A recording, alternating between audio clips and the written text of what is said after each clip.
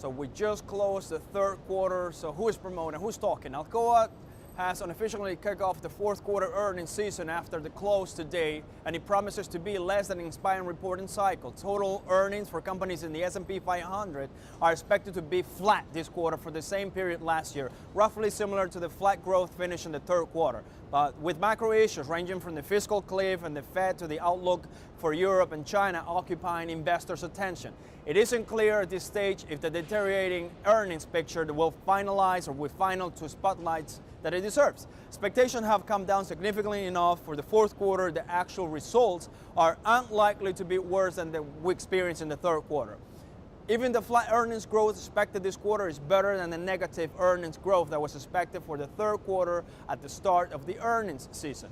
In the end, third quarter earnings were a lot less negative down, but that was a sharp contrast to the positive earnings growth performance quarter after quarter since 2009. Importantly, as the third quarter reporting season was getting underway, there is consensus the estimates that the fourth quarter looked for earnings growth in excess of 7+%. The drumbeat of negative guidance on the third quarter earnings calls brought down the growth expectation +7% to the current +0.4%. As is typically the case each quarter, most companies will likely come ahead of the lower expectations. Guidance from management teams on the earnings conference calls is always very important, but it will even more critical earnings seasons. In the current post-reg Fed environment, the guidance becomes the primary tool through which management's and the market's expectations function.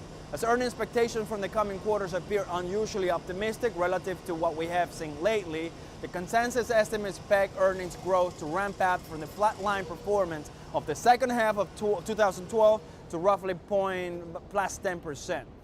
Whether these expectations are real or not, we'll see how the management teams describe business conditions this fourth quarter in earnings calls in the coming days. We will know more in the coming days as the earnings picture evolves, but the indications, the estimates need to be down given the unsteady and weak state of the global economy. Revenue growth and margin expansions are the primary avenues through which earnings could grow, and both of these avenues have already been played out. The market hasn't been particularly concerned about this issue. Thus far, it is difficult to envision investors shrugging lack of earnings growth for a long term.